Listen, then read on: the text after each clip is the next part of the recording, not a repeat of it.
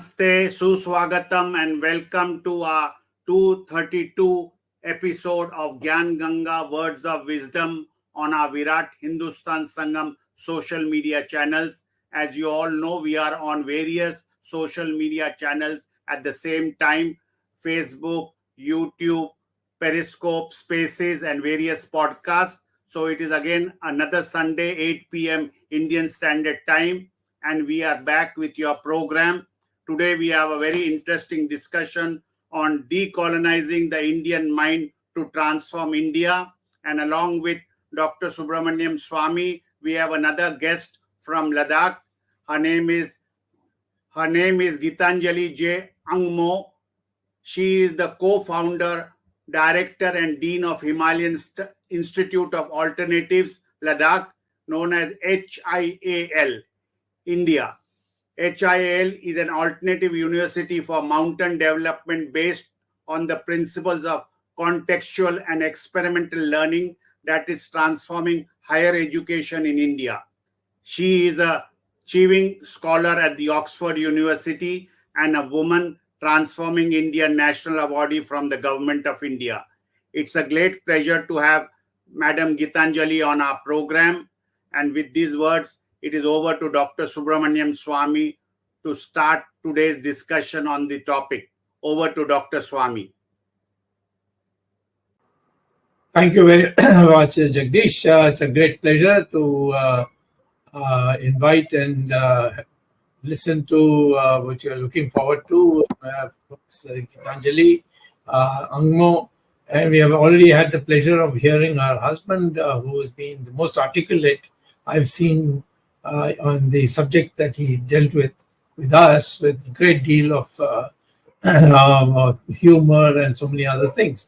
So we look forward to a greater interaction between different parts of India, and certainly for years Ladakh has been kept as a kind of a protected area by the government because of some reasons of defense, etc. But we don't accept that.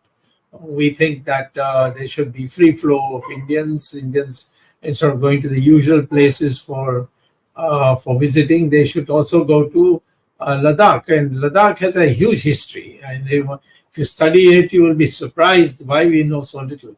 There's a Buddhist center called, I think, I forget its name. It's Jesus Christ is supposed to have come, according to many books I've read, to study Buddhism. And in fact, many of the thoughts and speeches of Jesus Christ has been, of course, the Christians don't protest, but there are so many books you can get from just by going to Google and getting it out, which say that he came in those 14 days when he's missing in the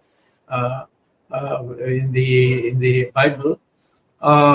He is supposed to have come, and his dress, for example, is connected with the North community, and the way they dress, he had also dressed later on in his life. So I mean, the spiritual center that it is there, Hemis Gumpa is the name of the Buddhist center, which has been subject of, there's been the aspiration of many people to come. And it's very sad that all of us have been denied the easy opportunity to go to Ladakh. And I think that's now slowly will force it to be melted, and so that we can go. All of us in the VHS are looking forward to going. I was to go a little 2 weeks earlier, but I came to know that the program for which I was to go was not going to be permitted by the government. So I didn't want to be a further embarrassment for my hosts in Ladakh. But now we have the pleasure of hearing a scholar. She is also, I think, perhaps the director of the Himalayan Institute of HIAL, it's abbreviated. And this is the reason why we think that we can't get a better person to tell us about the geopolitics of Ladakh and in its context in how the rest of India should be responding. So over to her and a warm welcome. Please take it that we will be standing by you. There will be no ifs and buts in our standing with you. And we are an All India organization, and we tend we know exactly how to deal with the governments which misbehave with the citizens. Civil rights is very, very dear to us. Many of us fought the emergency. I was, in fact, for 20 months, I was giving Mr. Gandhi a hard time by going underground and moving around the world, speaking against all that things were happening. So we are committed to democracy, which is something very dear to most of the people in Ladakh, as in the rest of India. And we also know it's a beautiful place. We're looking forward to spending some time this summer. And so, without taking more time, over to great scholar Gitanjali ANGMO.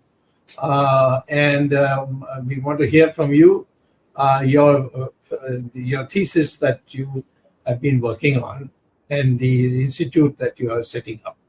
Over to you, Gitanjali ji. Thank you. And thank you so much for inviting me to your show, which is very beautifully named Gyan Ki Ganga, Words of Wisdom. And I will start with my journey. I have been a part of a family, half of which live in US and Canada.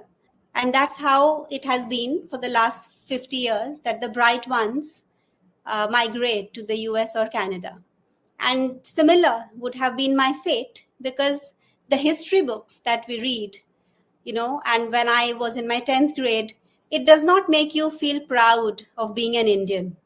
And you are always on the receiving end, and it is always the grass is greener, across the seas in Europe or the US or Canada. But at the age of 16, I had the greatest fortune of going to a youth camp, which was in Sri Aurobindo Society, Pondicherry. And there I was introduced to Sri Aurobindo's book, Foundations of Indian Culture. And I remember when I started hearing of the great civilization that India was, which Sri Aurobindo has written about, I started weeping, and I didn't want people to see me do that. So I shifted to the center of the room and finally to the end of the room.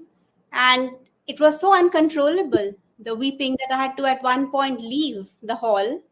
And, I went to the washroom and I was crying like I had discovered something so precious, which I never had.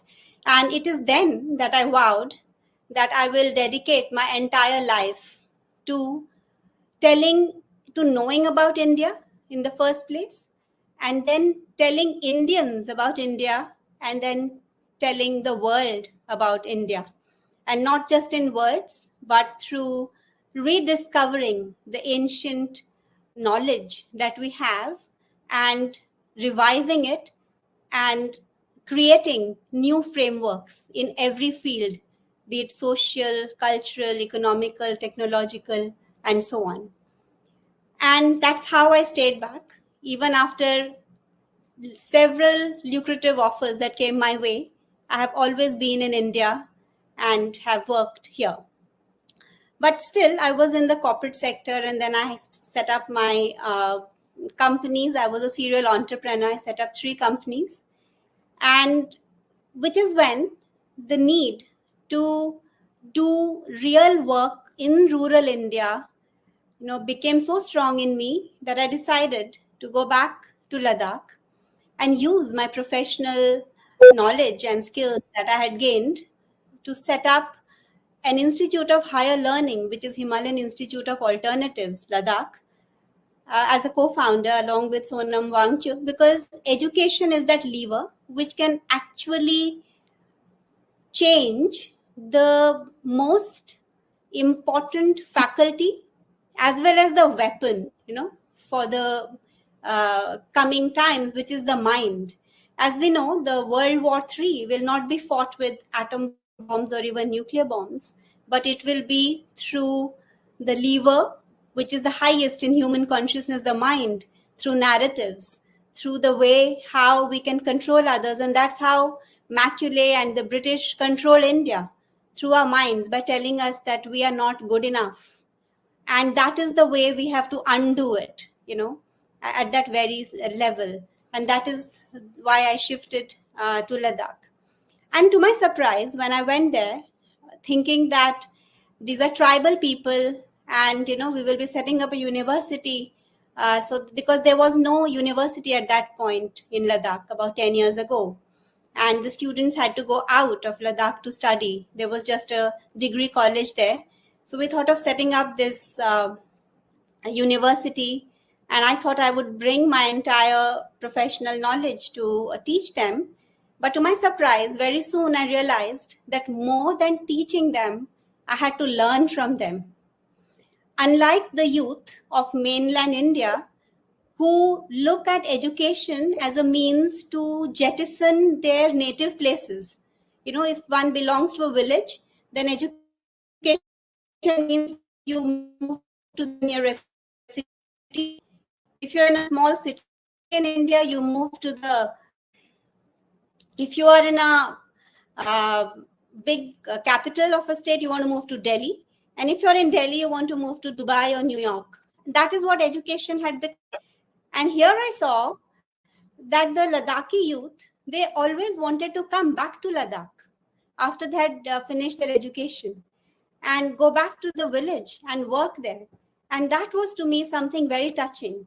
And even today we tell in our university in the making that for us, success is not when educated youth would leave Ladakh and dump the problems, just for personal selfish reasons of going out, for better prospects. But if they go back to their village and start transforming it. So that was to me a big learning. And also the fact that how indigenous knowledge systems were still practiced there.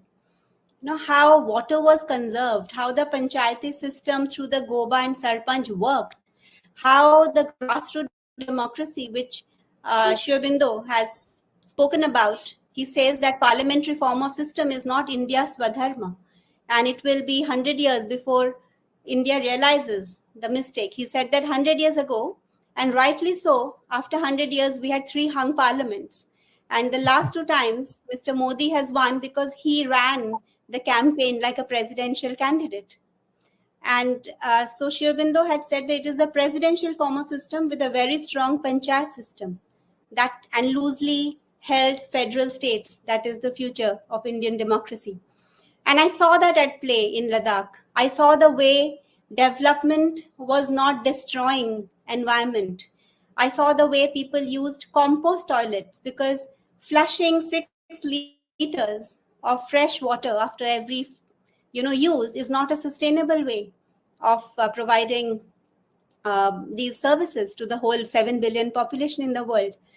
And that's when I began to study deeper, and I found that the way rural India and especially tribal India lived was very much in line with Sri Aurobindo's ideas of development. He has categorically said that let us not follow the industrial ways of the West, only to realize 50 years later, the same problems that they are facing today. And he believed in a development of India one village at a time, a vibrant rural India with all its diversity and all its beauty, and not a monoculture which is dished out by the global, corporations today. And that is our philosophy at the Himalayan Institute, that it is a university for the mountain context. And contextual education is what we teach there. For instance, it has temperatures there go up to minus 20 degrees. And these cement buildings which we build, they are not even serving us in Delhi and Gurgaon, because we are copying the West. We are copying the temperate architectural styles of Europe by making glass facade buildings, be it in Gurgaon or Hyderabad or Bangalore, and they're ugly glass facade buildings, which take the temperature from 40 degrees to 60 degrees first, and then we retrofit them with ACs to bring it down to 18 degrees. So we are really guzzling fossil fuel. And because we are a colonized mind that just copies the architectural solutions of Europe, which has very different climatic circumstances. And India has 70% people living in rural India, of which 60% live in mud houses. But even after 75 years, we don't have an Earth Architecture Institute in this country. Because we have the cement lobbies, which are, in the name of development, they are not allowing, because Earth is something everybody can afford, and it does not help the lobbies there. So we at HIAL set up India's first Earth architecture, and it is not just building with Earth; it is also solar. It is passive solar heated buildings, which means it does not need any active energy.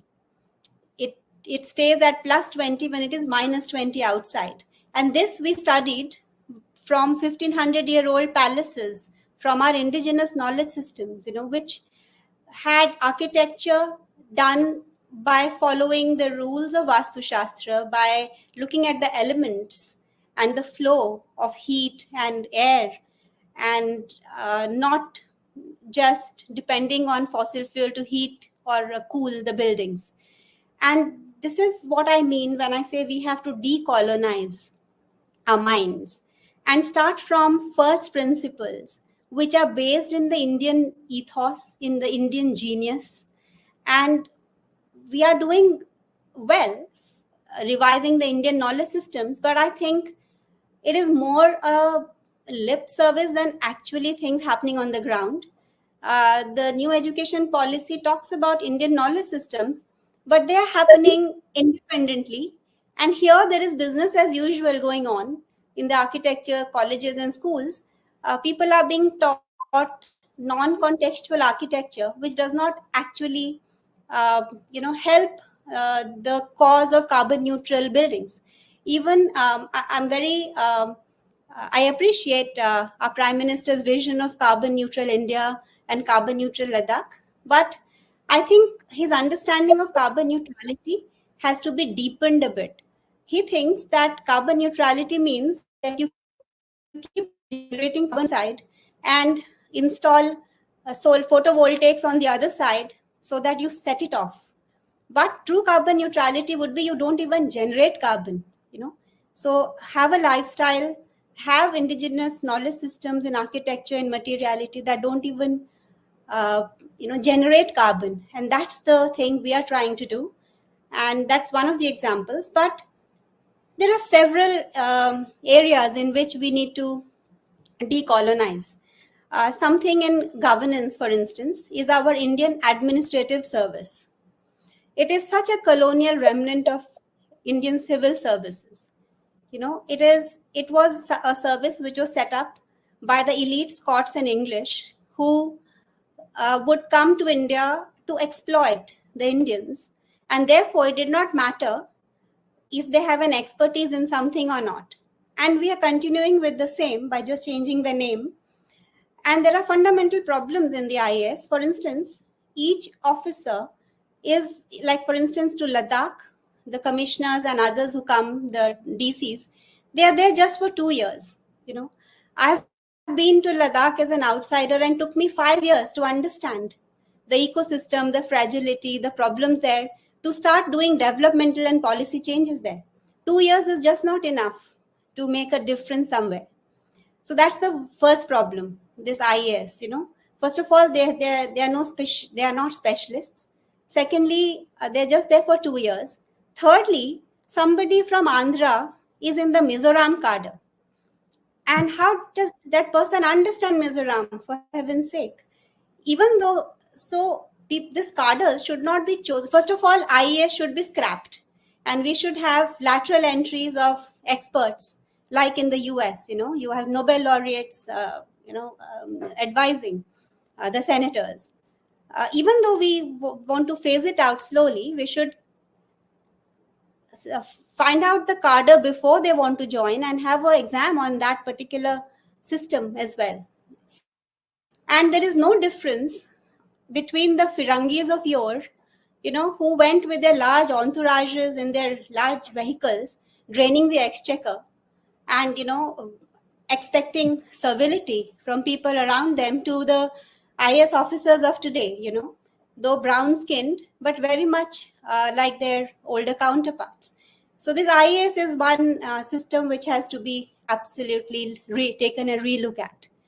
So even a small thing like the budget speech, it took us 55 years, and Vajpayee ji to, bring it up to 11 a.m. It was being at 5 p.m. because it was 12:30 at the House of Commons, in Britain, and it took us 55 years to realize that we are just still colonized. Today, I was at a convocation at a university, and I was wondering, what are these gowns doing there? Like those medieval gowns which were adopted by Oxford and Cambridge. At HIAL, for instance, we wear the local goncha, the local dress. Why can't we celebrate who we are? And similarly, English speaking is another thing. We proudly say that 123 million Indians speak English, but that's just 10% of the entire population. And until recently, the High Court, Supreme Court, higher education was all in English. So we are deliberately creating a glass ceiling for 90% of bright Indians who, just because of language, appear to be not bright and intelligent. Like, for all my intelligence, if I were to ask to deliver this talk in French or Mandarin today, I would come across, looking an absolute idiot. So English language is something we are absolutely colonized by. Education today means knowing English, and mother tongue is completely jettisoned in favor of this English language. We have to be proud of our mother tongue and who we are.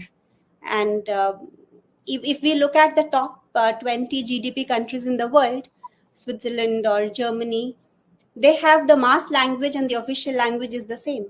And that need not be English. But if we see the bottom 20, they are all colonized nations who have adopted the language of the colonizers. Not that we have something against English, but that could be a third or fourth language that allows you to relate to the world. But that's something we need to look at. The whole socio-cultural, economic, technological frameworks, which today are a cut, copy, paste of the West, need to be, I jokingly say, and maybe it's not a joke after all, that the first ministry that should have been set up in 1947 when we began the era of self-governance is Ministry of Decolonization. And that should have taken a look at every aspect of our social, cultural, and technological life, both individual and collective, and should have come up with frameworks that showcase our genius, that showcase our ethos and our approach, because every country has a swadharma. It has a certain way of being. And Sri Aurobindo says in his book, The Human Cycle, that after the age of individuality or reason, which was the last 400 years after the Dark Ages, the period of Renaissance, we are now moving to the age of subjectivity and spirituality. And he says in his Uttar Para speech that when it is said that India will rise, it is Sanatan Dharma that will rise. Not because for India herself to be great, but because that's the way forward for the whole of humanity. And we can see that in issues like climate change. And that's why we are asking for the 6th schedule in Ladakh, because the issue of climate change does not need trillions of dollars as is identified in every COP meeting. It just needs the Indian approach of giving up a desire rather than fulfilling it. We need not be in the horde of GDP growths. because we know that that may not be the way our Swadharma is built. I have been to remote villages in Ladakh where when there is a marriage in the family is sitting absolutely, free, doing nothing, because the entire village has come, not just to work, but somebody has taken up the cost of the food, somebody of gifts, and so on. So we have this huge social capital, which is completely missed when we do GDP calculations. And this social capital is a fallout of our spiritual way of being. The whole idea of Vasudhaiva Kutumbakam is not just a slogan. This is actually how we lived. The whole, so we need to come up with even our own matrices of success, our own matrices of growth. We need not follow the West's GDP model, because it's so ironical that if I use a car and I consume petrol, I buy the car, and then I go and eat pizza every day and I grow obese, and then I go to a hospital and get myself cured. So all of this is adding to the GDP. But if I have a bicycle, I don't add to the GDP. I bicycle to my work every day. I eat healthy food at home, so I'm not adding to the GDP of the restaurant food, and I'm healthy. I don't use curative but preventive ways of Ayurveda. So my GDP will be lower, but it does not mean in any which way that my lifestyle is in any way less. So GDP and this whole urbanization as a model of development, like I appreciate the amount of work that has happened in making bridges and transport and all of that. We need it, but along with it, we also need rural development, which has been completely missing in the last 65 years and even in the last 10 years. I have seen the state. I've personally visited the primary schools in the government schools in the villages, and they don't have infrastructure. They don't have teachers, and that has been no change in the past 10 years. And these are the matrices of our success that we have to replace. So so this is the decolonization that we have to take a look at, and we don't have to depend for its validation or ratification when these things come back from the West, as did yoga or other things. There are, if you look at liberal arts education in this country, and liberal arts is the backbone of a democracy. If you see the higher, even students who have completed their post-graduation or PhDs, they do not have a view on, let's say,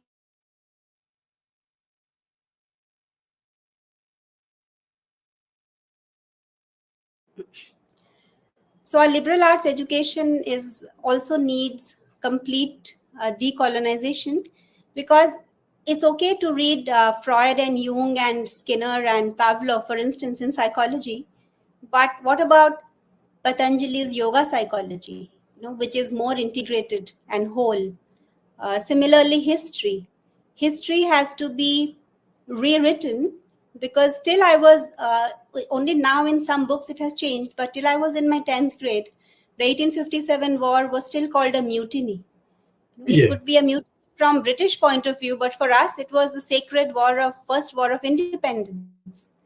And so we allow ourselves to be looked by the Western lens even today.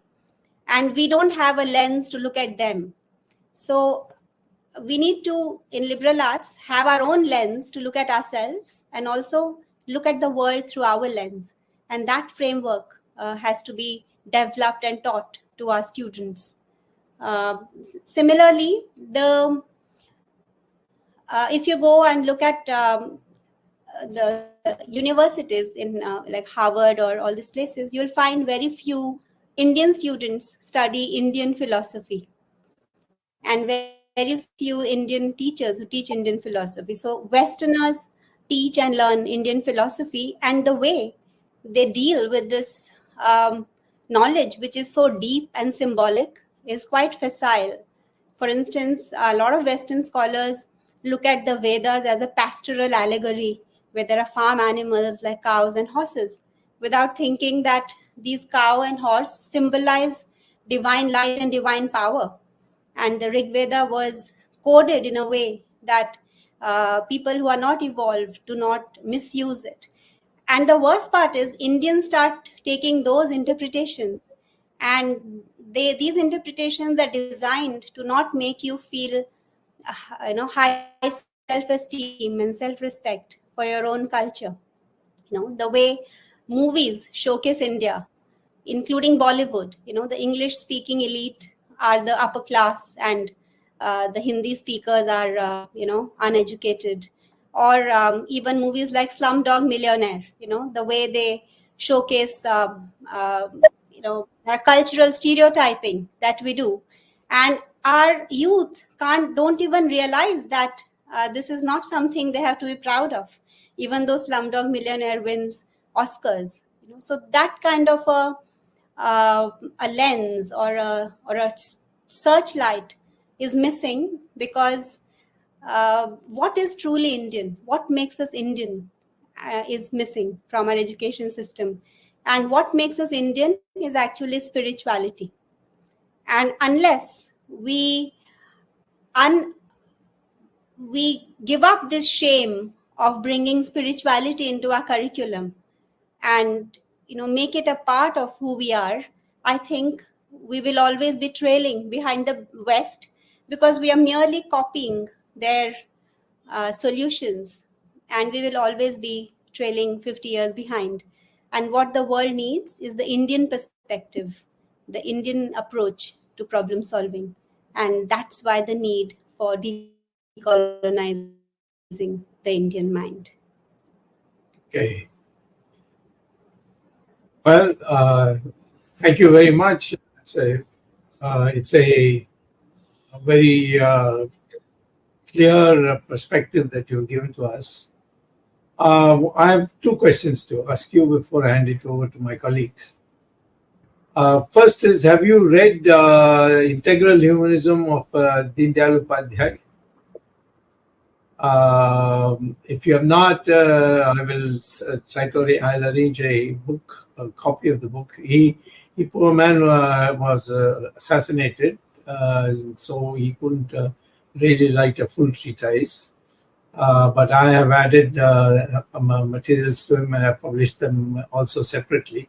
But his original book, Integral Humanism, is based on the difference between the development of a society by Hindus, or if you want to say India, and the Westerners. And he talked about exactly what you just mentioned, namely that there has to be a blend between spiritual advancement and material progress. And he said, if you do, the Western world is all material progress only. Spiritual progress has not taken place, and sooner or later they will start picking from India, and that process has started. In fact, even as long as 2009, there was an editorial written by the editor of the Newsweek magazine, where she said that now we are all becoming Hindus. And the editorial in the Newsweek magazine, you heard of the Newsweek magazine, it's not so popular nowadays. It's a pure Anglo-Saxon publication.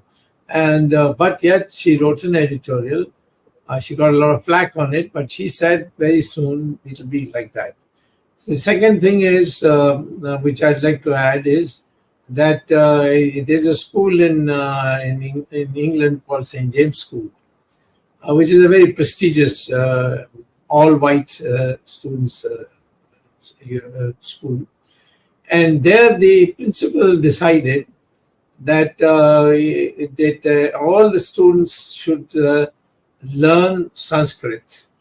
And in the morning, they recite Sanskrit shlokas before classes start. And when Charles, the man who became King of England just now, Charles, he in his coronation, he insisted that a delegation should come from the students of this St. James School, and sing the shlokas for him, and he did it. Unfortunately, our media didn't carry it, but I'm sure that if you look at the BBC, you will get a copy of it. So this is the artificial intelligence now. The American what is the space organization has in fact an article is available. You can get it in Google just by googling it, by saying NASA and Sanskrit, and you will get it all downloaded, where he says that it's inevitable because that Sanskrit will become the international language, because we cannot get another language so perfect that the computer will not get confused. And he gave an illustration that if, for instance, you educate a computer on English, then it'll get perennially confused by PUT, which is put, and BUT, which is but. So, yeah, but he says in Sanskrit, every word has a specific sound, and therefore this is the one which is going to be the development for the thing.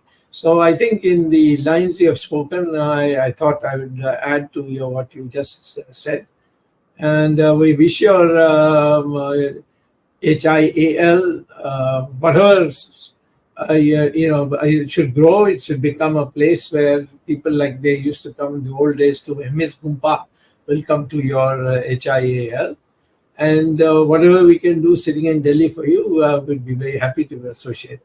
Over to Jagdish. Jagdish, if you please carry this further discussion. Thank you, ma'am. It was a very enlightening knowledge which you shared with our viewers, and we at VHS have been propagating all this type of things which you have already said, and our program of Gyan Ganga and Words of Wisdom is basically focusing on that. Before I ask my question, my colleague Dr. Arvind Chaturvedi will definitely like to ask some question, and we'll take this discussion forward. Over to Arvind Chaturvedi. Yeah, thank you, Jagdish, for giving me an opportunity. You have mentioned all those things which we actually, as Jagdish said, we have on our agenda on our organization, which is headed by Dr. SUBRAMANIAN SWAMY Virat Hindustan Sangam. Even the Indian identity and the language. You mentioned about English. In fact, if you observe that every program in India starts with good morning, good afternoon, people don't even use namaskar. मैं थोड़ा हिंदी में लिखता हूँ, तो मैंने बहुत पहले 20 साल पहले लिखा था कि जब से ये हाय बाय हेलो शब्द चले हैं, गुम हो गया है जैसे नमस्कार शहर में. तो नमस्कार is also forgotten by people. Not only that, everything which is British, everything which is Western is actually considered superior. That means a large number of Indians still suffer from the inferiority complex. 3 generations have changed after British left, but even then that effect continues. For example, take education. In the education field, a lot of Indian universities are doing very good work. They have almost every subject which is taught anywhere in the world, which is being taught in Indian universities. But a large number of Indians prefer to go abroad for a degree because they think a degree from an American university or degree from a British university or even from Australian and New Zealand these days. A large number of Indians go to Australia also for education because they think that the foreign degree is much more valuable than the Indian degree. So this is the colonial mindset that somehow, I mean, I've been told you have done a lot of work in education. So what do you think can be done to get away from this mindset about education, Indian education not being so valuable as foreign education or foreign degree? So I have devised an infographic called the Integral Education for the Future, and I'm happy to share. And I was the Chevening Scholar at Oxford last year, and it will be on permanent display at the V&A Museum in London as a permanent exhibit of the philosophy of the education of the future. And it has 5 principles. I touched upon the first one, which was contextual education, where the diversity of our country has to be respected, has to be understood, and has to be nurtured and cared for. So that is contextual education. Then we need to make education experiential. Okay, one of the things in which American universities score over India is that the teaching there is very experiential. Like an MIT would have thousands of patents, which an IIT would trail behind, with a few hundreds. That's because we don't learn by doing and being. And India was always pursuing reality both through science and spirituality. And that is why we have to again decolonize the word secular from our constitution. I don't know why we put it there, because secular has a very different background. It is to keep the state and religion apart. Whereas in India, we speak of Raja Rishi, we speak of the philosopher king, we speak of every aspect of our life to be governed by dharma. So how can we keep state and religion apart? Because it is not religion in India.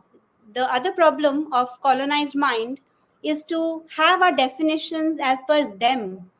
Like dharma is translated as religion, which is a big mistake, because dharma comes from the root dhri, which means to hold on, to anchor.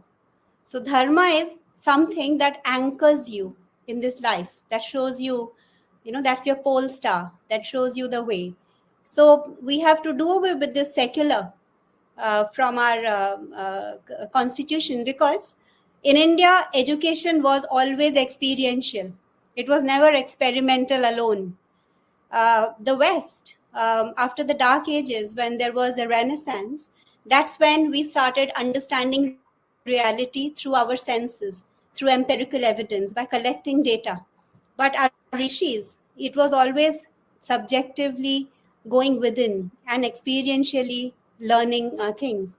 Do you know that thousands of years before Western scientists came up with the speed of light, the Indian rishi had, through his meditation, found out, and there is a shloka which says that light travels 2,202 um, uh, yojanas in half a nimisha. And if you calculate it, it comes to exactly the speed of light today. So how did they find that out? They found it out because of inner experiential learning. And that is what we have to promote. If we have to go and lead the world and become a Vishwaguru, we have to go beyond the manas and the buddhi. We have chitta, which is our foundation of memory. Then we have manas, our sense mind, and then our buddhi. And that's where the Western model ends. But beyond buddhi, in India, we always have intuition. We have higher states of the mind. So we should not trail behind the US in AI. We fear that AI will take away our jobs. And but I say that if machines can do what humans can do, then why should humans dehumanize themselves? Let AI do all the jobs. And instead, India can lead the world by showing them what human beings are capable of. And that is what we call higher order thinking and deeper order feeling. We can, access higher ranges of the mind and deeper ranges of our soul or Atman, where essentially everything is one. So the entire problem of Earth, climate change is solved when you feel one with nature. And that's what India has to contribute to the world, experiential learning. And that's our second pillar. And the third is that, again, after the Industrial Revolution, knowledge was divided into specialities, and super specialities. But reality is composite. The specialization mindset always creates a side effect, because you're looking at a thing from only one point of view. But in India, we always stood for holistic understanding and doing. So the third thing we follow at our university is transdisciplinary education. So we take up problems and solve them through various disciplines, where the ego of the discipline is not important, but solving the problem. For instance, in Ladakh today, a lot of villages are being abandoned because the glaciers are melting and the waters in the canals have stopped coming. So people leave the villages and go. So one such village is Kulum, which we have over the last 3 years rehabilitated by 4 or 5 disciplines working together. The School of Ecology made artificial glaciers and brought water to the village. The School of Plantation greened the valley and came up with agricultural produce. And after 15 years, 2 years ago, we grew 1,500 kilos of potatoes after 15 years, and half the village came back. And last year, 5,000 more kilos were produced of broccoli and a lot of other things. And then the School of Eco-Responsive Architecture retrofitted the buildings and made them passive solar so that people can stay and not migrate to Jammu or Goa in the winters. And the School of Responsible Tourism is curating an edu-tourism experience so that in addition to subsistence agriculture, the people can also earn their livelihoods through tourism. So this kind of an interdisciplinary approach was essentially Indian. And that is why Sri Aurobindo's yoga is also called integral yoga, where all aspects, are brought in for growth and problem solving. And this is what we have to contribute to the world. And then the final pillar of our education, as I said, is education was considered to be 3 R's of reading, writing, and arithmetic. But 100 years ago, Mahatma Gandhi said that we have to move to 3 H's, which is head, heart, and hands. Because reading, writing, and arithmetic had everything to do with the head alone. And I propose that for the 21st century, we have to move away from 3 H's to 3 A's. And I take the vocabulary from the Kena Upanishad, which says that we have to have Adhibhuta knowledge. Adhibhuta is the knowledge of the material world around us. And then Adhidaivik knowledge, which is non-material world, relational world, emotional thought, mental world. But that's not enough. There's a third A that we have to actually figure out how to integrate right from kindergarten, and that is Adhyatma. And it is not something woolly or impractical. It is as simple as finding out what you're born for, your swadharma. What is your purpose of life? What the Japanese called ikigai. And because they follow that, they are one of those blue zones where people live to more than 100 years. Because people do not take up a job as just what will pay or livelihoods, but what is their purpose of life. So I personally take these sessions for my kids. What is to find out what is their swadharma, and we align their work as per their swadharma. And these are the things which our education system should quickly incorporate. And that is why I say the first thing that has to be decolonized is our education. Though the NEP has made a good start by including mother tongue and other things, but any policy is as good as its implementation. And we have to work in creating those prototypes and models which can be torchbearers for India and the world.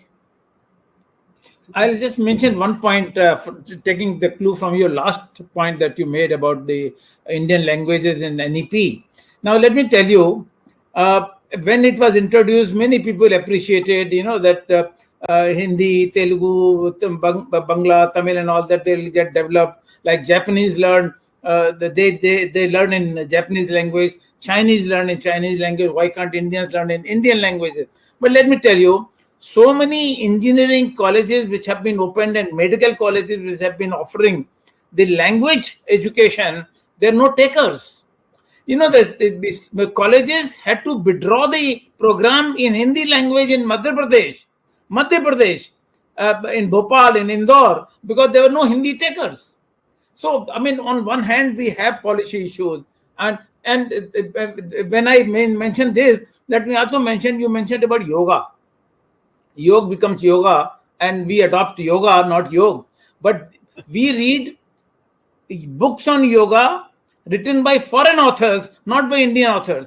I was reading some books on Vedic mathematics, Vedic astrology, not by Indians, but written by foreigners. So we adopt those books with much fanfare because they think they are the treasure of knowledge.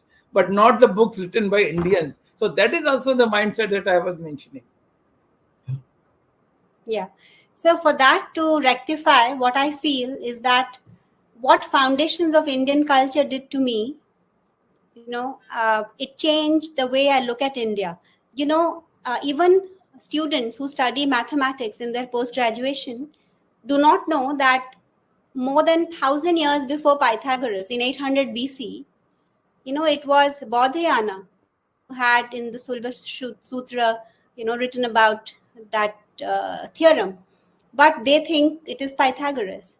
Now the works of Madhavacharya, sine and cosine series, or a lot of other great mathematicians are not even taught to postgraduate students. Now you may say, how does it matter? Even calculus. Even calculus, Bhaskaracharya, Fourier series, even binomial theorem, all of that. Now, what happens is, if all of this has come from Leibniz or some Western mathematician, then that does not give you the confidence that you were good at all, ever. Whereas if you study Dharampalji, and he has this beautiful 5 series compendium, it was even the muslin of India and the shipbuilding, in the 13th century was way ahead of its European counterparts. The ships that were being made here, were even superior to when even Britain was ruling the world as an imperial master. So we have to bring it into education, the greatness that it's not to just stay in the past, because we have to make new forms and frameworks, but we have to at some point tell the kids that these are the things that India did, and which is missing in our curriculum even today. So, and the second thing, sir, which is missing is something which we'll have to really work is to increase indigenous scholarship. We talk about the greatness of Ayurveda, but how many colleges are there which are doing actual research in Ayurveda, as is the pharma industry or the modern medicine spending, trillions of dollars in modern medicine. So whatever we call great about India, that scholarship, that indigenous scholarship, there has to be increased. We have to have funding for it. We have to have people for it. So it has to start with a small nucleus, like the organization that you all represent, and it has to we have to make this fundamental shift in our education. I have to add one thing to what you just said. About 5-6 years ago, somebody told me this Ramayana is all conceptual imagination. Where is the question of flying by a plane, the Pushpak Viman, back to Ayodhya? So I did some research on it, and I came across a very ancient document somebody had seen, and then he guided me, and I found it. It's called Vimana Shastra. Now it's in pure Sanskrit, and it's a very ancient Sanskrit, and I was not able to read it myself. I got it read, and I only asked one question. I'm not interested in anything else except what was the fuel used in Rama's aeroplane to India. So after reading about this Vimana Shastra, he said instead of petrol, what they were using is mercury. So I was surprised, how can mercury be a fuel? So I raised it with a scientist in the United States, whom I knew. And he said something extraordinary. He said, "How did you know about this?" So I said, I mentioned to him about Ramayana. He says, "Well, otherwise I would have thought you have spied on us, because we are working on a research to replace petrol and air fuels and so on by mercury, and because you know that if you take a drop of mercury and put it on a pot of water, it'll go zip, zip, zip, zip, you see. So we are trying to see how we can manage the energy of this to be able to become a fuel for aeroplanes and so on. That means we'll fly much faster across the world if they manage to do it. So here is a document which is very ancient called Vimana Shastra. And I've tried very hard to persuade our this so-called department in education, which is supposed to do these things.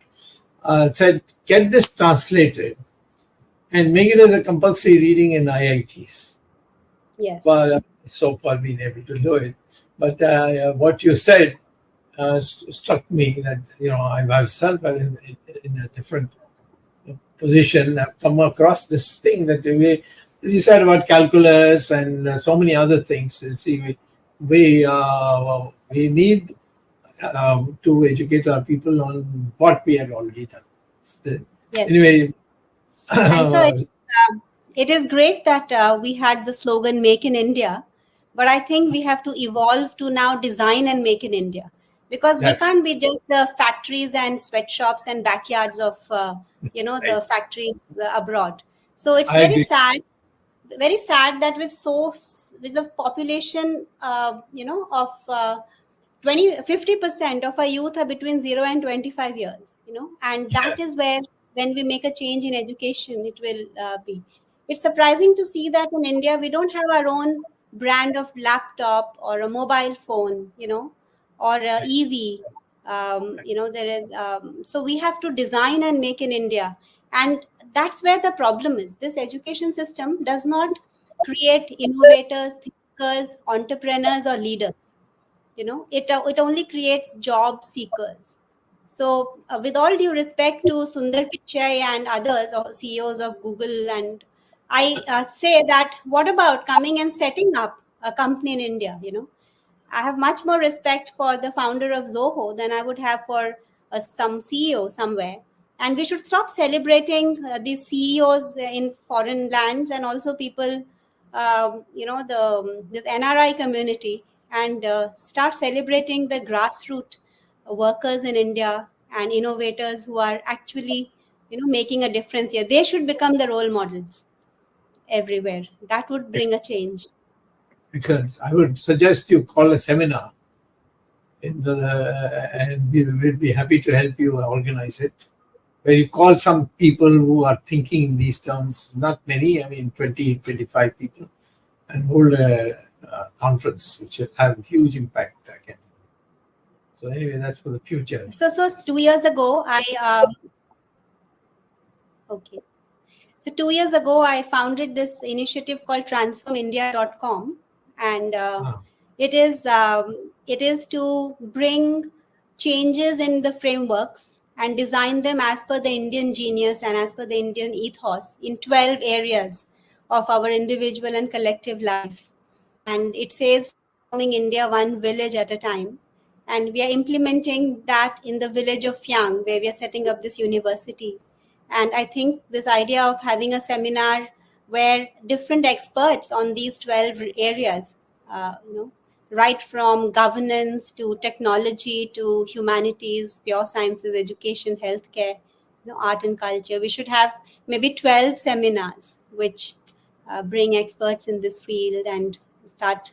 It has to have and I think youth are looking for it. Youth are looking for beginning to see this change, but they don't know who to turn to. They don't have a leader or a mentor or an ecosystem. And if we can create that, that would be a legacy that we would be happy to leave behind. Okay, good. Ramesh, you want to take a question, or should I go ahead with some questions our viewers have raised? You're on mute, Ramesh ji. Hello, you're on mute. Okay, I'll go ahead with my question. Ma'am, some of our viewers want to know this institute of yours. do you attract students only from Ladakh, or are other students from other parts of India showing interest to come to Ladakh to get educated or trained at your institute of Himalayan Institute of Alternative Learning Ladakh? I think it is known as HIAL. Could you just inform our viewers about that, because some of our viewers have asked this question? Yes, sir. So it is Himalayan Institute of Alternatives, Ladakh, and it is an international institute for the mountain region, because India is predominantly plains. So we wanted to have a university for the mountain context because the problems there are very different. So the mix of the students is about 40 to 50% are from Ladakh, but another 25% are from other mountain regions of India and the world, like Sikkim, Bhutan, Nepal, the Northeast, including we have Baltistan, etc. We do work with those regions, and the balanced 25% are from the rest of the world and who are mountain enthusiasts like me. So that is how we have a mix of students. And sir, I would be very happy to say that we are one of those very few universities that does reverse technology transfer. I just mentioned to you that the pedagogy of the future, the infographic that they display at Victoria and Albert Museum. Similarly, our artificial glaciers are being set up in 9 countries in the world, including Switzerland, Chile, Nepal, Gilgit, Baltistan, etc. Similarly, our passive solar heated buildings are being, through the UNDP, being taken to places like Afghanistan and other trans-Himalayan regions, which are cold desert areas. So we are not importers of research and technology, but exporters of that as an institute. And the 2 other things about an institute that I would like to mention here is, we do not believe a higher education should be a siloed, walled space. So we work with the communities to solve their problems. And once we have prototyped and successfully conducted a research, then we also come up with policy documents and share it with the government, because the government does not have the resources or the money for research. But once they have a successful prototype with them, it's easy for them to scale up. So we combine communities, government, corporates, because we work with them. They can, through CSR, give funds for these research prototypes, and the students. So it's an ecosystem that we work with. And the second thing is, we are, I think, the only university in the world which does not charge fees to the students. So like the Gurukul system of yore, we believe that students should not pay with money, but with their sweat and creativity. And that's how you make education inclusive for all, because not everybody can pay with money, but they can all pay with their hard work and with their creativity. So instead, we pay them internships, because we believe that students at postgraduate level are adults and who are impact creators and makers already. And if we give them an ecosystem that they can go out there and experiment and are allowed to fail and make mistakes, then they can actually come up with solutions which cannot be done by adults because of a fixed mindset. So these are the 2 other very unique features of our university in the making, our institute. Thank you, madam, for this very informative information which you shared with our viewers. Before I finish my point, you mentioned about corporates and all that. Surprisingly, we have in recent years noticed some of our Indian corporates like the Tatas and the Mahindras are ready to fund foreign universities, including Harvard, but are not investing enough money in India to some institute like yours, or set up other universities in India, but they want to fund universities which are full of funds. That is very because you did say about some corporates. So in that context, you wanted to say something on this? Yeah, again, it is a reflection of a colonized mind, because even when they fund chairs abroad, they don't do it in those chairs that matter. For instance, at Oxford, the Center of Islamic Studies and the Center of Chinese Studies is so well funded compared to the Center for Hindu Studies. So people shy away from funding Hindu studies. I don't know why. They may set up a chair in some AI or something, but they are shy of funding Hindu studies. And that's why I believe that India is the only country that is the custodian of this Sanatan Dharma. And decolonizing is to be able to make Indian religion or dharma and knowledge systems, youth to be proud of it. And these corporates, they do not fund such chairs abroad, even if they do. But as far as India is concerned, we take 16 of the 17 SDGs. And that too, it was not by design. It was just common sense. We went ahead. But one day we were just mapping it and we seemed to take 16. And the only one we do not is life underwater. That's because Ladakh is a desert and it does not have water. So the corporates are looking for funding in sectors which are sustainability driven. And there are not many in the country. So that way we've been lucky to evince their interest. But not as much as can be done. I was talking about this indigenous scholarship that needs huge funds. And unfortunately, the Ambanis and Adanis of India are not educated and evolved to understand this need and to fund at the right places. Madam, one last question from me before Ramesh takes over. One of our viewers wants to know, what is this melting of glaciers you refer to? And in fact, even Mr. Sonam Angchok refers to. And you said because of the melting of glaciers, there is shortage of water or something like that. And you all have created artificial glacier ponds or something like that. Could you just tell our viewers what exactly is this melting of glaciers, shortage of water, and these artificial glaciers? They would very much like to know. Sure, sir.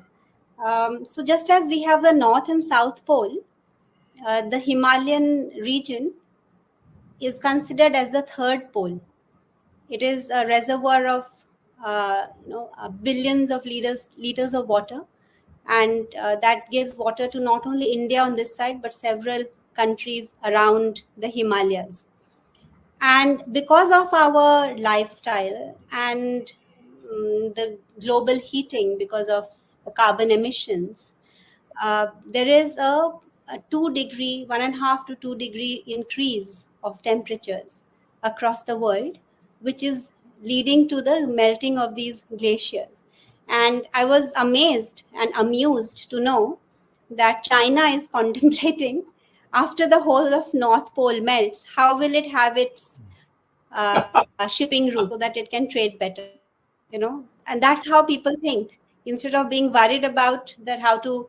So we have a program also and a project that is one of Sonam's pet projects. I don't know when it will happen. He wants to refreeze the North Pole through the use of heat pumps, etc. So this melting of glaciers is a reality, and we see that in Ladakh because we are at the frontier of that problem. There are villages, as I said, that are being replaced, that are being abandoned because the waters in the canals have just dried up, because the glaciers have gone back kilometers. And it is not just in the Himalayas, but also in Switzerland. And Switzerland, being a very rich country, they have put blankets over these glaciers, which are very expensive. But what we have tried to do is to refreeze the waters that are melting before they reach the Indus, so that they are stopped halfway and they are refrozen into artificial glaciers. So the artificial glaciers that we started making in one village, is now gone to about 30 villages in Ladakh. and 9 countries in the world, and they have stored more than 100 million liters of water. And we are trying to see that before that glacier completely melts, the next season of glacier is built so that there is a re-glaciarization of this melting water. And that is the innovation that Ice Stupa Artificial Glacier is about. But as we say, that this is just fixing the problem, the only way we can truly solve the problem is by adopting simpler lifestyles, by not having consumerism as the driving force, by not having GDP growths as the measure of our success. But as Bhagavad Gita would say, or the Buddha would say, India always said that it is wiser to give up a desire than to fulfill one. And that's the knowledge India could give to the world to solve climate change, not to spend trillions of dollars again for climate solutions. Thank you, Madam. Ramesh, your question? Yes, Jagdishji, thank you. I just want to make 2 observations. Arvindji, you talked about quality of education in India and why people are running away from India. I think Gitanjali ji kind of alluded to it, because if you're not offering a pragmatic education system, you're still sticking to the colonial mindset of rote and just some archaic books that have still not been updated from 1930s. You are never going to upgrade that situation, because even though I think I don't want to let the cat out of the bag, Dr. Swami, but if India wants to be the Vishwaguru, our foundational education system has to be upgraded. So I'm beyond this. I don't want to say, because Dr. Swami will end up suing me for his next book. But I think the idea behind this for the Vishwaguru concept, it's when you have to be a guru, the foundational knowledge is really rotten in India. As long as we don't change that, there is no other way out. And Jagdish ji, you said, I think Gitanjali ji, you also said corporates funding universities abroad, and Jagdish ji said the same thing. And if you give one example, Infosys the co-founder Narayan Murthy's son, he's funding Sheldon Pollock in a US university to translate Sanskrit literature work. It is ridiculous. It is just ridiculous. He's spending millions of dollars, and imagine the same millions of dollars could fund 10 such universities like yours, Gitanjali ji, and do much more genuine work, because we understand the core is they don't understand the ethos, the culture, and what our mindset is. And you're asking a guy who's never resided or been to India the way we are, trying to translate the books. It is shame. And even today, we depend on Max Muller's work on Sanskrit translation than on own in India. That's just a sad state. It just goes to say how important Gitanjali's vision is to inculcate knowledge within our own country rather than trying to depend on somebody else's translation. We depend on, if I want to, like, for example, look at a translation of anything Rig Veda, the first book that comes to, if you go to Google, that comes to me is some translation by some Max Muller or some like that, or Macaulay's translation. This is just ridiculous. So how do we get over this mindset, Gitanjali? Yes, sir. So we have to, as I said, move away from sloganeering to doing actual work, Like, for instance, because you took this example, let's say we built this Ram Mandir, which was very much necessary for the collective consciousness of this country. But what were temples earlier? They were truly temples, not just of worship, but also of learning. But if you go to all the Jyotirlings, first of all, where is Swachh Bharat in those temples? Secondly, there is no heritage restoration there. And thirdly, again, people are just coming and doing Abhishekam and those rituals without understanding who is Shiva, what does he stand for. There is nobody there teaching them what was actually happening. So when we say Hindu Rashtra or Hindutva, we have to go a little more deeper than what we have been doing so far. It is not jingoism, or it is not, this kind of political sloganeering alone. We have to do genuine work. And you mentioned about education. So I give this example that what is an Indian approach to education? Let's say a simple question, but that's what our seers gave their entire lives for. Who am I? Let's say I have to answer this question, who am I? So the Western framework, it teaches you anatomy and physiology in medicine. It teaches you psychology of who am I in arts. It teaches you neurosciences in science. And it teaches you history in arts again, and philosophy of who am I, and spirituality does not even exist.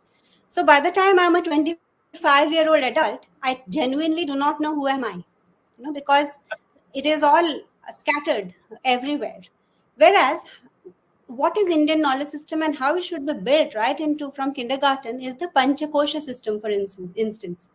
If I say I am the right from the pranamaya, manomaya, vijnanamaya, and anandamaya and annamaya, then we have the anatomy and physiology in the annamaya, we have the pranamaya, the psychology, we know each one affects the other. It is integrated in its very design, and that should then come into the way medicine is taught.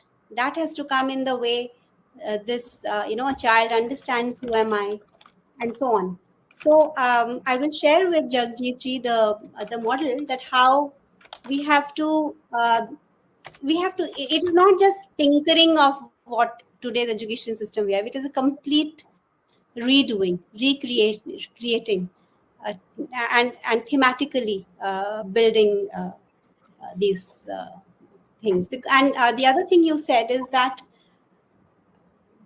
like this mercury, used in Vimana Shastra, there are so many palm leaves that are rotting in so many villages of India.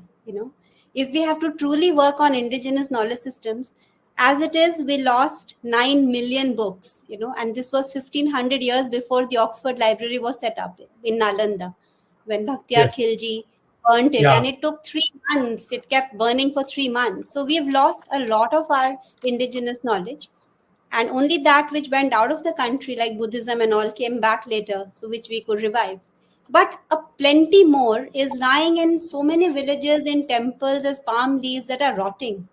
And that heritage restoration is true temple, restoration work that we have to do.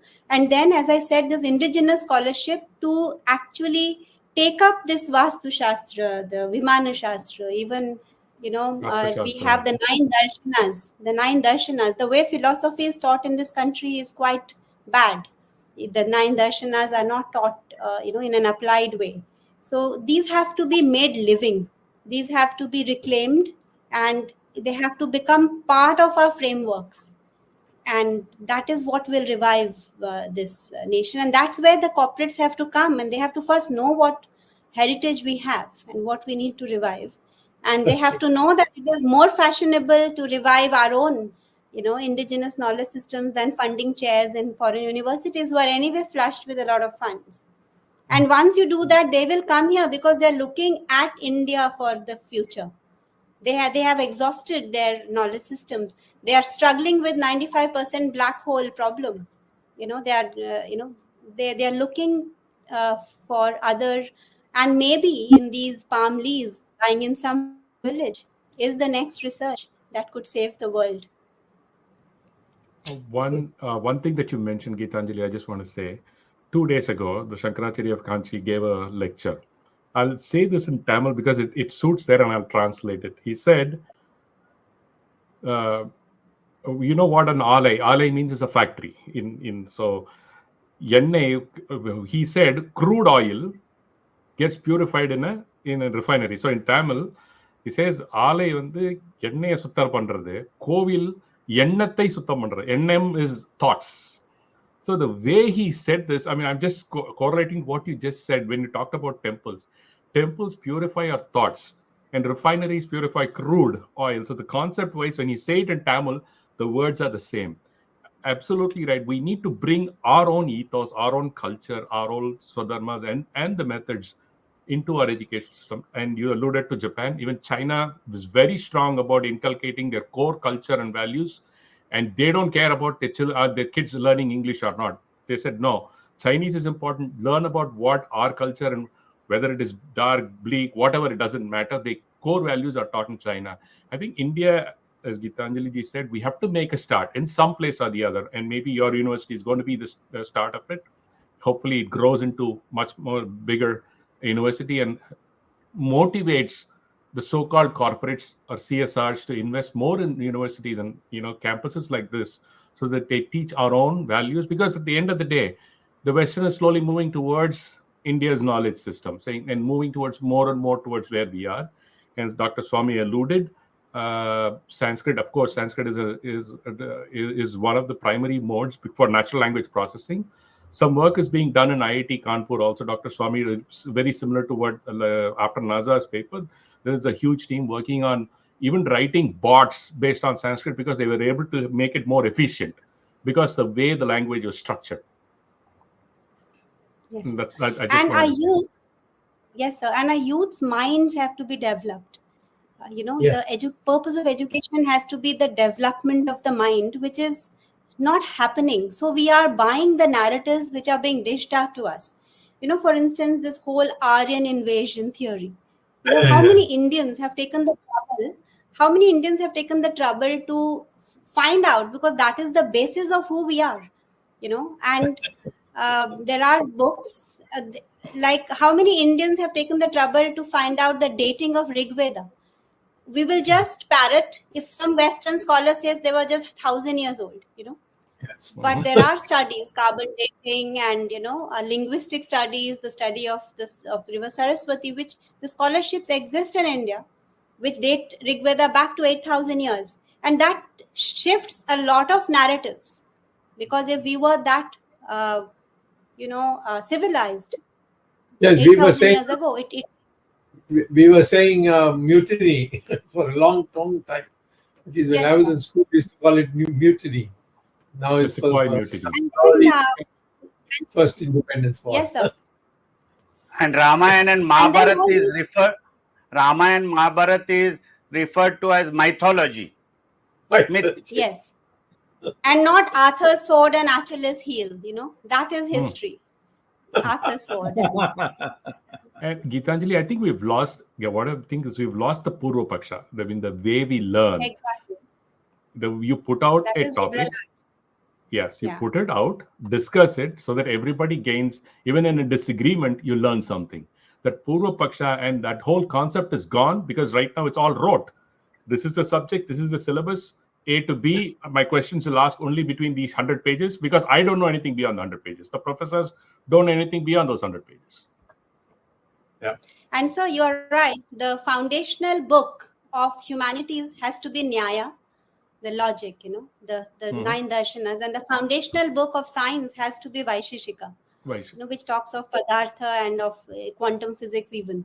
And these have to be brought back into. So when I teach our students in architecture, I teach them Bhumi Sukta. I teach them Purusha Sukta.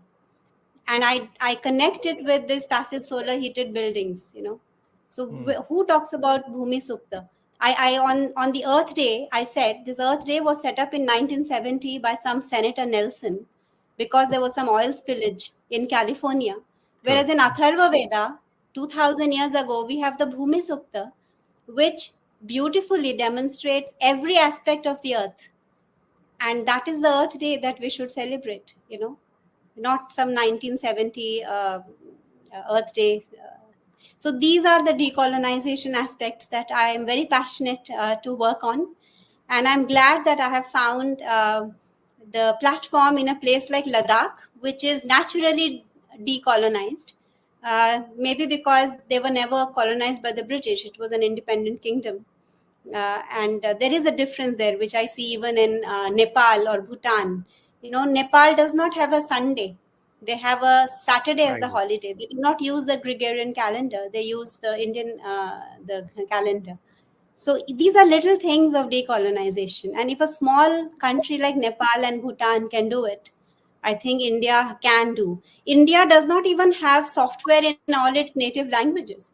Whereas a small country like Israel, they made, Google was forced to make all these softwares in Hebrew and even in small European languages, because that's what they would accept. So at some time we have to be unabashedly Indian. We have to be ourselves, and we should not.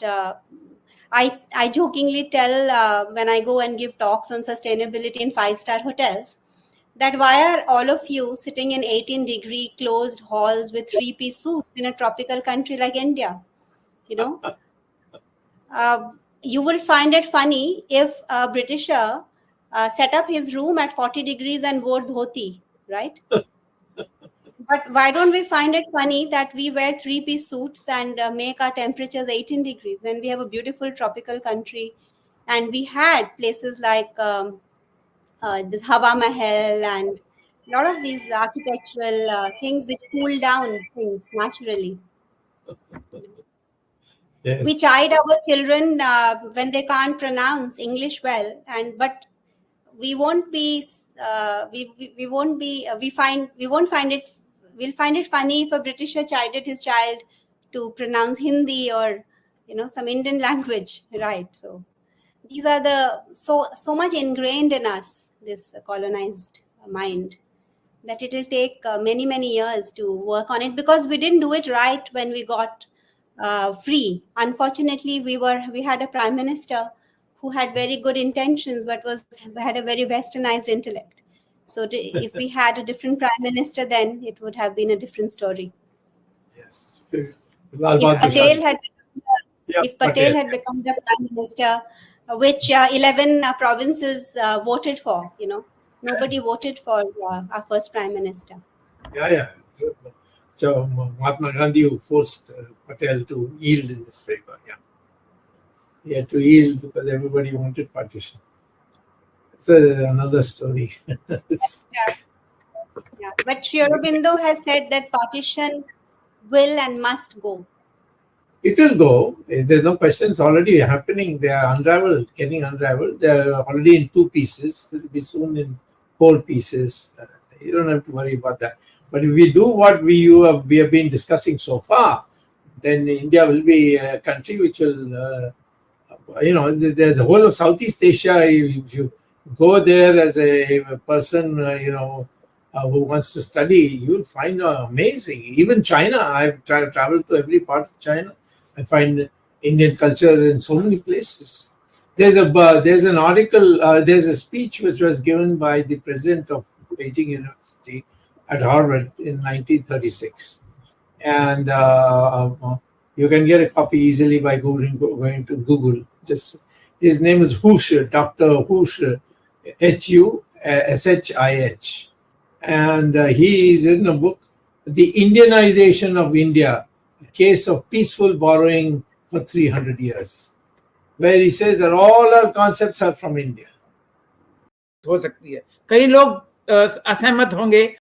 Right. So these are the so much ingrained in us, this colonized mind, that it will take many years to work on it, because we didn't do it right when we got free. Unfortunately, we had a prime minister who had very good intentions but had a very westernized intellect.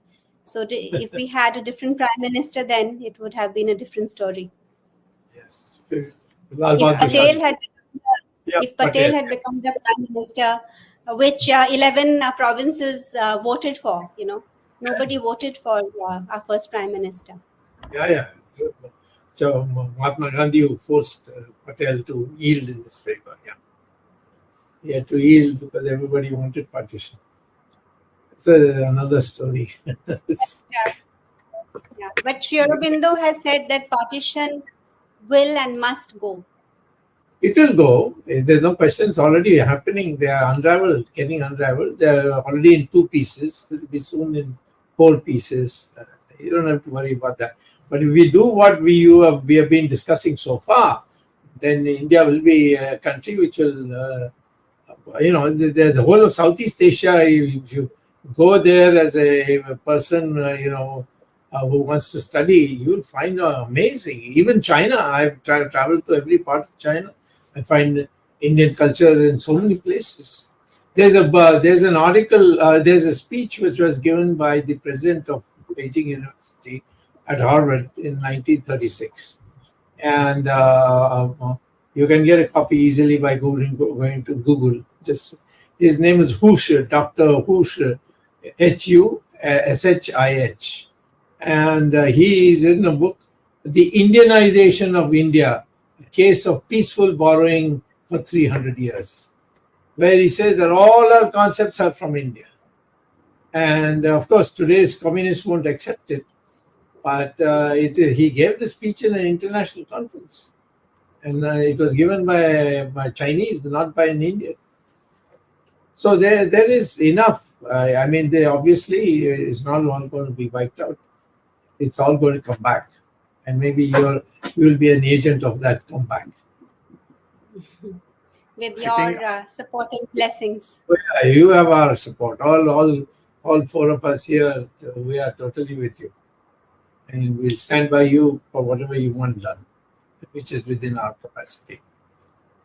Gitanjali, wishing you the very best for your university. I think you should make it more popular, and a lot of people from India would definitely love to learn where you are at. I think as you said, it delinks them from the garbage that we learn in every other place. First thing we should do is go and visit. Yes, sir. Yes, sir. Yeah. And, before I ask Arvind to wind up the show, ma'am, there is one question which is more personal. What does this word ANGMO in your name signifies or stands for? Could you just tell us?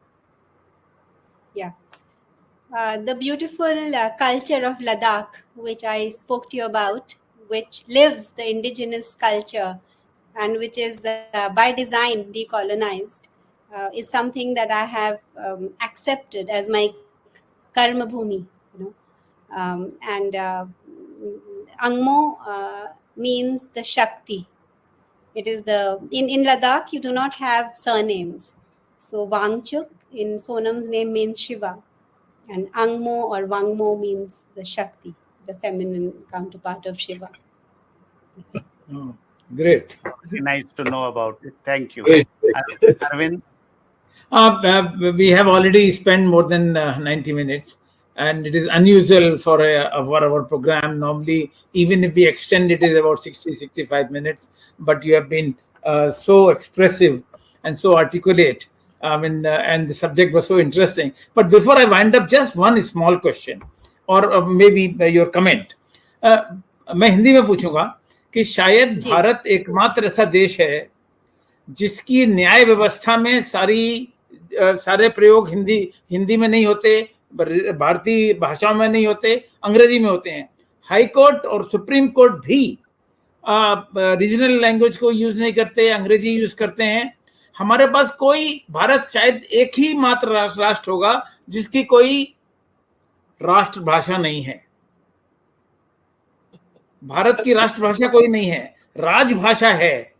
और हर मंत्रालय की एक राजभाषा समिति होती है, उसमें एक हिंदी सलाहकार समिति भी होती है हर मंत्रालय की, और मीटिंगें होती हैं. सौभाग्य से मैं भी जब मनमोहन सिंह वित्त मंत्री थे तो मैं उनकी मंत्रालय में हिंदी सलाहकार समिति का सदस्य था. बट वो एक रस्म है जो अदा की जाती है. और हम ये कब इस चीजों से उभरेंगे, अंग्रेजी की गुलामी से, कि हम भारतीय भाषाओं पर अपना ध्यान दे पाए? संक्षिप्त में आप थोड़ा छोटे में भाषण दें. मेरा ये ख्याल है जी. Before you say, let me just जैसे मैंने कहा. Go ahead. I mean, I just have one nasty comment I want to make. Have you heard the speech of Mr. Narendra Modi? I have actually documented it. 40% of his 30% of his words are English. Well, you will see that. So go and correct him first. Then everybody will follow. That's how India will change. When the top changes, the bottom will then automatically do it and make it a thing. Anyway, sorry, you just on a side. अगली बारी अगर हम भविष्य में कभी भी ये programme करेंगे तो हिंदी में करेंगे.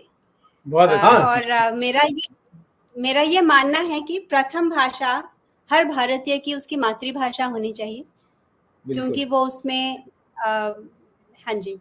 और दूसरी भाषा, चाहे हमें अच्छा लगे या ना लगे, चाहे हम आर्यन द्रविडियन डिवाइड के शिकार हों या कुछ भी हो, लेकिन दूसरी जो भाषा है, वो जो राष्ट्रीय भाषा, वो संस्कृत ही होनी चाहिए।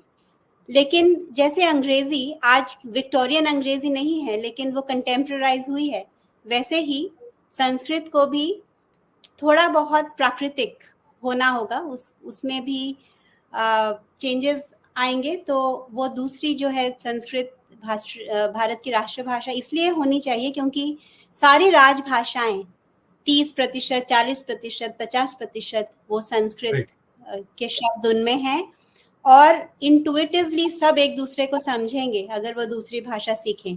लेकिन हम अंग्रेजी के खिलाफ नहीं हैं, वो एक अंतर्राष्ट्रीय भाषा है, और अंग्रेजी, फ्रेंच ये हमारी तीसरी या चौथी भाषा हो सकती है। और हमें अंडर एस्टिमेट नहीं करना चाहिए हमारे बच्चों को। अगर मैंने अपने बेटे के साथ ये प्रयोग किया था कि उसको 5 भाषाएं शुरू से उसके साथ प्रयोग की गई, और उसने वो 5 भाषाएं सीखी हैं। तो हमें इसमें झगड़ने की जरूरत नहीं है कि मातृभाषा की अंग्रेजी की संस्कृत। हम अगर अपनी एजुकेशन पद्धति को ठीक करेंगे तो हम हर बच्चे को 3 तो भाषाएं सिखा ही सकते हैं। बहुत अच्छा, बहुत अच्छा, बहुत अच्छा। After you conclude, I'll say something more. After you conclude, Dr. Swami. No, you complete. You complete your Arvind. Okay, thank you very much. ये प्रोग्राम जिस विषय को हमने लेके किया, transforming India is not an easy task. Transformation India is a dream and HIAL is doing it. जैसे यज्ञ में हम आहुति देते हैं, हर छोटा बड़ा एक आहुति जो होती है वो भी यज्ञ के संपूर्ण करने में काम आती है, उसी प्रकार आपका जो कार्य है और आप जैसे लोगों का जो कार्य है. मैं डॉक्टर स्वामी के साथ पिछले 40 सालों से हूँ. आपने संस्कृत की बात की, डॉक्टर स्वामी ये बात पिछले 45 साल से कहते आ रहे हैं कि यदि भारत में कोई संपर्क भाषा हो सकती है, यदि भारत में कोई एक भाषा जो पूरे देश को जोड़ सकती है, वो मात्र संस्कृत हो सकती है. कई लोग असहमत होंगे, लेकिन जो आपने बात कही कि हर भाषा में, हर क्षेत्रीय भाषा में 30 से 40% शब्द संस्कृत भाषा से हैं, इसलिए संपर्क शुद्ध भाषा हो सकती है. और जो अन्य विषय आपने लिए, जरूर आप जैसे लोगों के काम से भारत बदल रहा है. आपने कहा कि IAS ऑफिसर का सिस्टम बदलना चाहिए. हाँ, कुछ लोगों ने प्रयास किया है और हो भी रहा है. जॉइंट डायरेक्टर या जॉइंट सेक्रेटरी लेवल पे कुछ एंट्रीज, लेटरल एंट्री शुरू हुई हैं. आपने जो गाउन की बात की, कई IITs ने और कई IIMs ने, BHU ने और कई अलग विश्वविद्यालयों ने जो गाउन और कुर्ता और धोती और इस तरह की पोशाक में डिग्री देना शुरू किया है, एक अच्छा एक संकेत है. और भारत बदल रहा है. निश्चित ही आप जैसे लोगों के प्रयासों से भारत और बदलेगा. हम चाहते हैं कि और शीघ्र भारत बदले और हम विश्व गुरु सही अर्थों में बन सकें और भारत सही अर्थों में विश्व गुरु बन सके. बहुत बहुत धन्यवाद. आपने you came to our program and spent about more than 90 minutes today. Thank you, Dr. Swami, for initiating the topic, and you have been advocating all these issues which she has talked about today. Thank you very much. Thanks Ramesh Swami and Jagdish Shetty for initiating this program, anchoring this program, and our background team led by Ashish Shetty, Swaminathan, Tejas Navalgul, Gadgi Rakesh, Ishwar Iyer, Vishal Mehta, Ajesh Nair, and Gurdat Shetty. Thank you all. Thank you very much. Like this,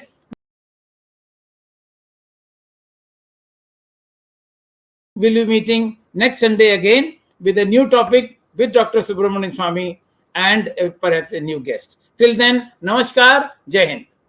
Jai Hind.